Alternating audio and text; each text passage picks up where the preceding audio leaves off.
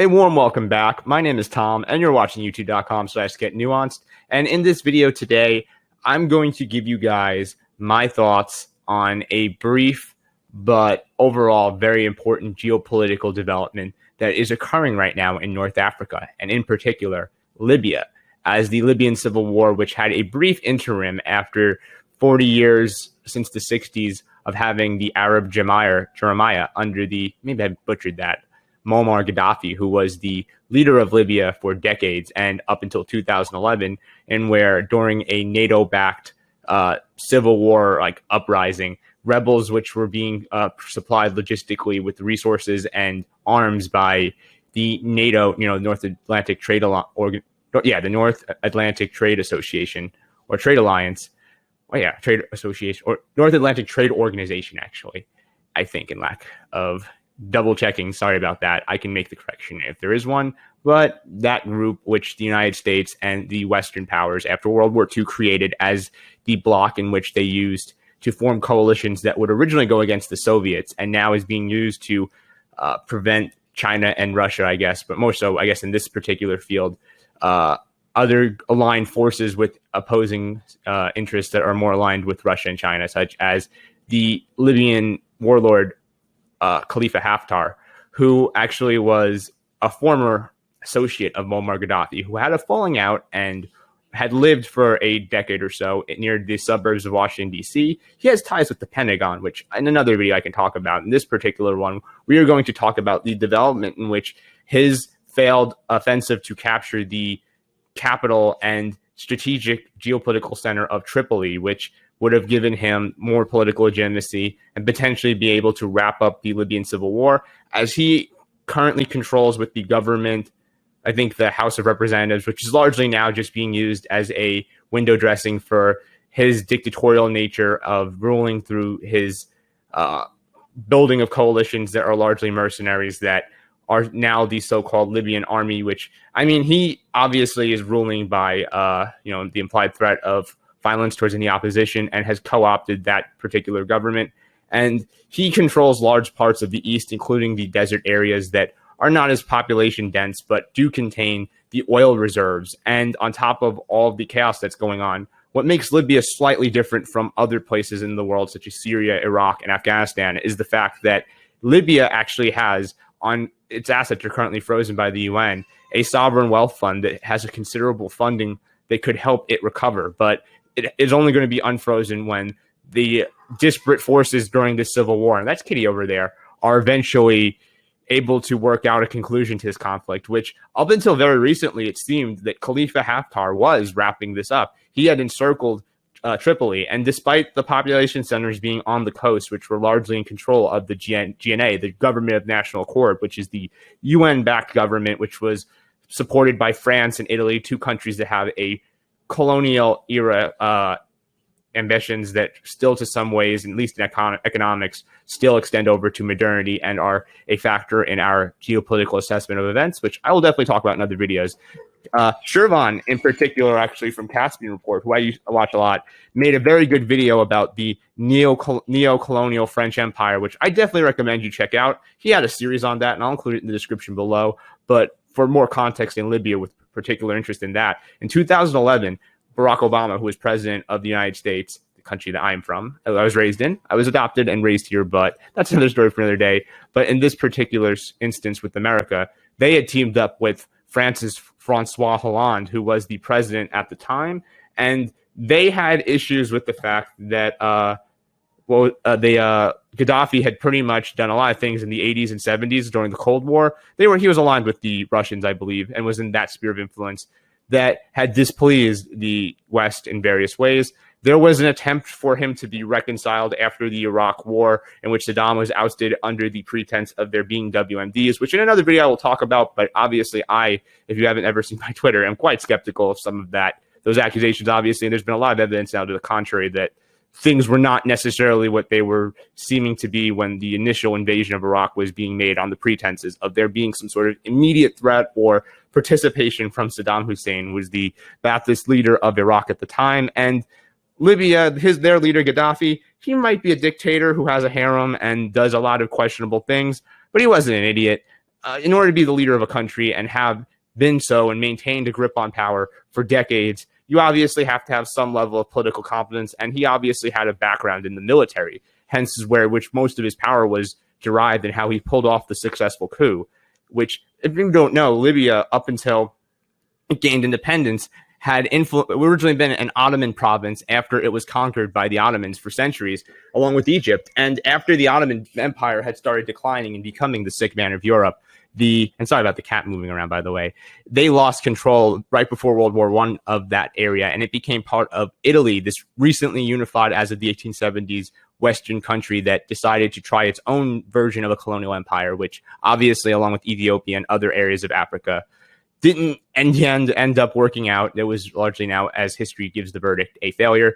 But they still have an economic influence inside of Africa, along with France, who to this large part still influences through its language schools and its different investments and its foreign currency being used as the standard for these other Western African countries, such as the Ivory Coast, Algeria, I think Morocco, and some other places. They're different. Their departure from Africa was definitely different from the British empires. And we can talk about that in other videos. And Caspian Report actually did a good job of doing so himself. So I'll definitely include those links in the description below. But as it pertains to Libya, there was this obvious coalition of different groups that decided to back these rebels as it was in what they perceived as their best interest. Later, Hillary Clinton would obviously come out saying, "We came, we saw, he died." And that was referring to Gaddafi, who lost the capital of Tripoli. Him and his family fled to Sirte, which was the hometown on the Mediterranean, which he grew up. And that city was captured. The rebels found him. And then on video, you saw how he was pretty much beaten, bloody, and was murdered. And you can think what you want. Obviously, I think every political leader deserves to be criticized and critiqued based off of the merits and follies that they do inside their office. But obviously the murder of this guy seemed a little bit extrajudicial, and the backing of these rebels, which a lot of them it seemed like they had their own ulterior motives, I don't think was a really good idea on a personal level. But I think that, with that being said, my opinion in this situation doesn't really impact how history has decided to play out. And when it comes to the aftermath of that initial civil war, there was a temporary interim period where this coalition was coming together to try to form a government that would be stable and obviously replace the Gaddafi government, since now Gaddafi and most of his family was either captured or dead. And in his case, he was dead. Obama actually would deeply regret this decision afterwards, which obviously that isn't good enough. I mean, dude, you were one of the chief architects of this disaster, in which now there are open air slave markets and women and children are being sold off as sex slaves. And the country is in a pretty big mess that's probably way worse off than when Gaddafi was in charge, regardless of his own follies, which we could talk about. But at the same time, we've got to acknowledge that external forces were definitely huge factors in this situation.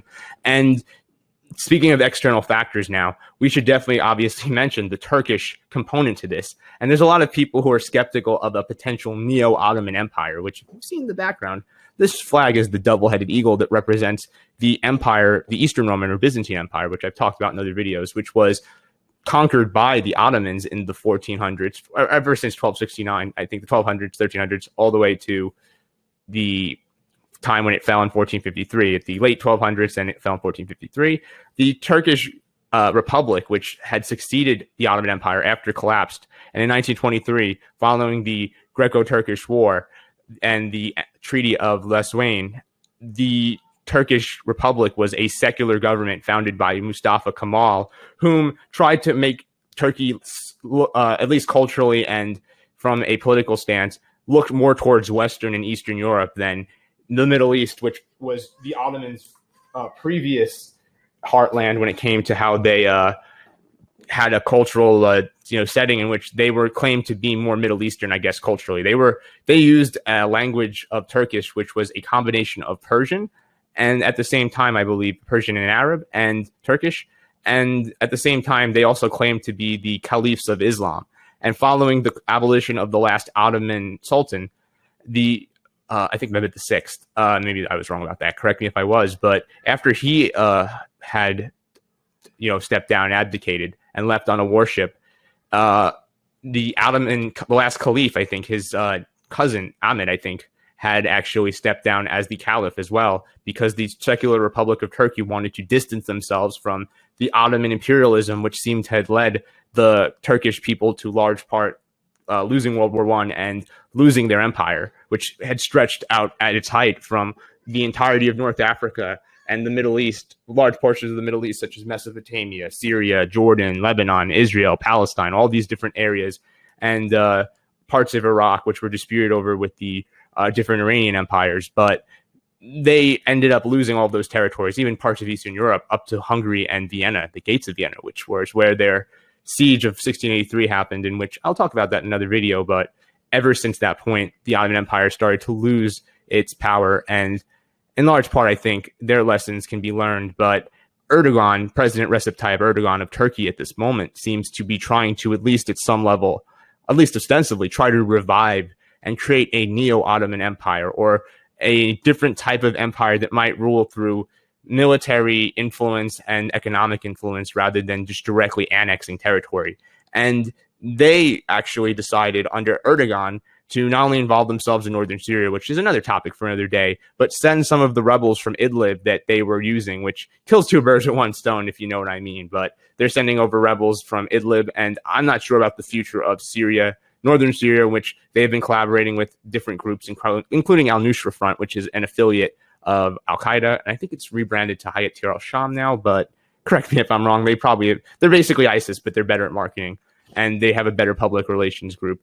And be that as it may, though, Turkey, though, in Libya seems to be, like Russia did in Syria for Bashar al-Assad and his government, completely changing the fundamental nature of the geopolitical landscape, in the sense that Turkey has decided to jump in, and not only through resources, through military and weapons, like such as the material resources, but when in regards to actually sending rebels and Turkish soldiers to aid in the effective comeback of this government of national accord, which up until recently had been on the end of its ropes and had been completely surrounded by Khalifa Haftar and his coalition of disparate groups, which he claims is the Libyan army, but is very clearly a bunch of different mercenaries that he was able to form into this coalition. And he has talent. I think that he was dismissed, much like Charles de Gaulle was in World War II with the Free French, until he proved that he was able to do things that some other people didn't really give him credit for. It seems like in some way maybe he went rogue with the CIA, but I'm not going to try to conjecture past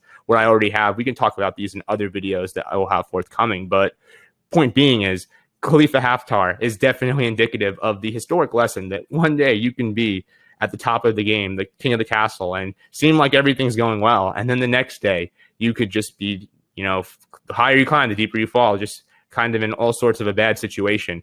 And the GNA, with the help of Turkey, has now been able to turn the tide of the war. They ended the siege that was being placed for months from Khalifa Haftar and his forces, and were able to take back a strategic airport at the outskirts of Tripoli. Following that, now as of recently, which is going to be an article which I will read a little bit of, it's from Al Jazeera, which, keep in mind, they are funded and controlled by the Qatari government, and they're more biased towards Turkey in the sense that they have, as of recently, when they've been blockaded, which is another story for another day, by Saudi Arabia and their own coalition of Gulf states, which are trying to pressure Qatar over its Al Jazeera channel, which I'm actually reading an article from, because they have a bias, obviously, like any publication, like RT, like any sort of publication in the United States or China or any country like France, England.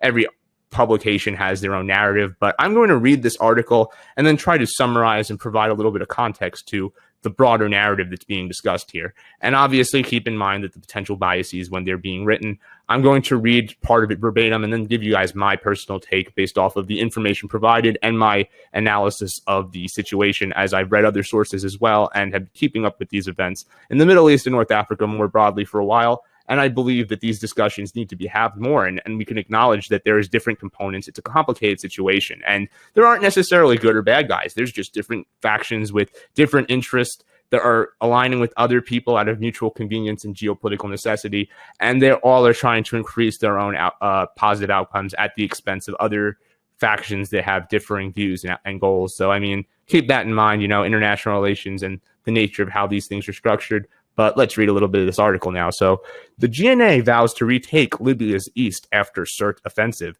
GNA-aligned forces launched offensive to seize Sirte from Haftar's LNA on Saturday.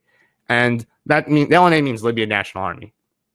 And that was the coalition of mercenaries that I was referring to before, that Haftar had been he basically amassed this group and had been able to take large swaths of the other parts of the eastern edge of Libya, eastern portions of Libya. And he originally, ironically, was, when he was at the top of his game, refusing any sort of peace treaty or ceasefire. There were multiple ones in between that were broken by Haftar, as he tried to be a glutton, and like all gluttons, you get punished in the sense that he tried to bite off more than he could chew. And now he actually has, before I get into this video really quick, the Egyptians, al-Sisi, the dictator or president of Syria, depending on how you, not Syria, Egypt, depending on how you want to look at things, is trying to, on Haftar's behalf, call for a peace agreement and ceasefire, which has been clearly ignored due to Turkey's own hostilities with Egypt and Egypt's lack of legitimacy when it comes to being able to be a credible arbiter or neutral party that can work towards some sort of amicable agreement. Because at this point, from what I've understood, when you besiege someone's capital, just a little bit of beyond geopolitics, like common sense, if you were the leader of a country and your capital is being besieged, obviously if you were able to turn the tide, and this other side was refusing for peace when they had all the cards in their table, when fortune then smiles upon you, would you at that time decide to make concessions when at that point you have no desire on your own and your enemies didn't provide you with that courtesy? I'll let you guys be the judge of that, but I think you guys can understand what I'm implying when it comes to understanding the realities and why the GNA with Turkey backing it are not going to take this sort of ceasefire offer. And obviously there's no incentive, and it wouldn't make any sort of geopolitical sense. And beyond that, obviously it just goes against kind of logic at a basic level beyond just the military and political nature of the discussion. But be that as it may, let's go back to the article really quick. So, Libya's internationally recognized government has promised to retake the country's east after launching an offensive to capture the strategic city of Sirte from the eastern-based forces of renegade commander Khalifa Haftar. On Saturday, forces allied with the Government of National Accord, or GNA obviously, launched the offensive to seize Sirte, a key gateway to the country's main oil fields in the east, which I mentioned earlier actually, before the article was read. From Haftar's self-styled Libyan National Army, LNA, forces which had taken the city in January. And this city, beyond its obvious strategic value with it being a coastal center on the Mediterranean, has a significant political value in a symbolic sense, as it was the hometown of the former decades-long leader of Libya, Gaddafi. So keep that in mind. There's a symbolic value, and there's obviously a huge incentive since the momentum is now on the side of the Government of National Accord, whether you agree or disagree with them or Turkey's own potential colonial ambitions. This is just analyzing the facts on the ground and acknowledging the realities that some point you should learn that, when maybe you have all the cards on your table, just as quickly as fortune smiled upon you, it could always easily just be flipped on top of its head. The rug can be pulled right out under you. And this is just me saying that Khalifa Haftar is in a whole world of hurt right now. And we can empathize with some of his ambitions and follies, but also understand that he deeply, deeply fucked up here. And I think that that's just goes without saying. But now, Sirte, obviously, I talked about that, was the former hometown of former longtime leader Muammar Gaddafi, and the last major settlement before the traditional boundary between Libya's geographic west and east. On Sunday, Interior Minister Fathi Bashaga, and I might have butchered that, I'm sorry if I did, Libya will not be completed without its east. And that obviously makes sense if you're trying to be the sole legitimate government inside of a country. That would require reintegrating all of the political boundaries that existed before the war to at least the best of one's ability if they're in a position where they want to consolidate. And obviously keep in mind that the United Nations has that frozen sovereign wealth fund that could be used by that eventual legitimate government that will be internationally recognized. And they desperately need that money to rebuild because a lot of the country was war-torn. And obviously, as someone who's a viewer from the United States, I empathize deeply and regret the U.S. government's decisions that really were not that great. And now we inadvertently left the power vacuum, which the Turkish government has clearly taken full advantage of. We're going to have to see how developments go, but things don't look like they're going great for Khalifa Haftar. But I'm sure if you're someone who was supporting the GNA, I'm sure if you were someone who was in Tripoli supporting the government of Tripoli, these are happy days for you, because the nature of the war is now looking like it is going to be one in which there's going to be a total victory for the GNA. And Turkey has proved that it is able to project and throw around its weight in a way that it is now clearly one of the great powers, at least in the Eastern Mediterranean, and maybe more broadly since it has a foothold in Europe and definitely a foothold in Western Asia when it comes to Syria, whether we agree or not. And we could talk about these in other videos about the moral implications, but just analyzing these from an empirical, logical level, Turkey has definitely been showing that it is willing to buck even the sentiments of other countries within NATO that it is allies ostensibly with.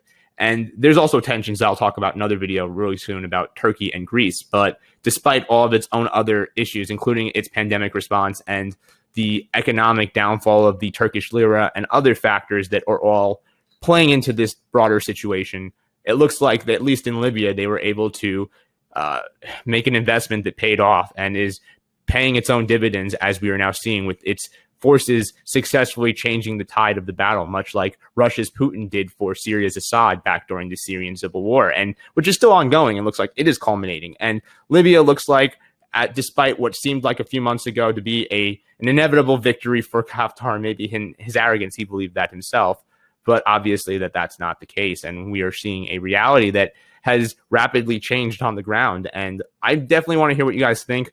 The rest of this article talks about the Battle of Tripoli, and I'll actually leave, while I'm talking about this, a diagram of that little map here somewhere for you guys to observe, somewhere on this area. But I want to hear what you guys think. And clearly, I didn't go over the entire history of Libya. There's a lot to get into, and this is an entire country, and making a single video would not do it justice. However, I definitely wanted to at least summarize and start an interesting discussion that I can segue into future related topics regarding Libya and the broader geopolitical situation that is defining how relations are set between the different countries in the Eastern Mediterranean more broadly, and also the North African geographic region. And there are other players obviously involved in this too, but this was just really a video where we're just going to get started on this topic. And I am definitely interested in it and interested in what you guys and gals all think. So let me know in the comment section below. And if you enjoyed this, please subscribe and give recommendations about what you'd like to see next, because geopolitics, history, and current events are my bread and butter. And I hope if you are like that yourself, you will subscribe at youtube.com/getnuanced. This has been Tom, or TJC. Hope you enjoyed the video. And if you did, please let me know what you think. And on social media, I am over there on Twitter at TJC. Feel free to follow, and I'll catch you guys all and gals all in the next video I make real soon. For now, peace out.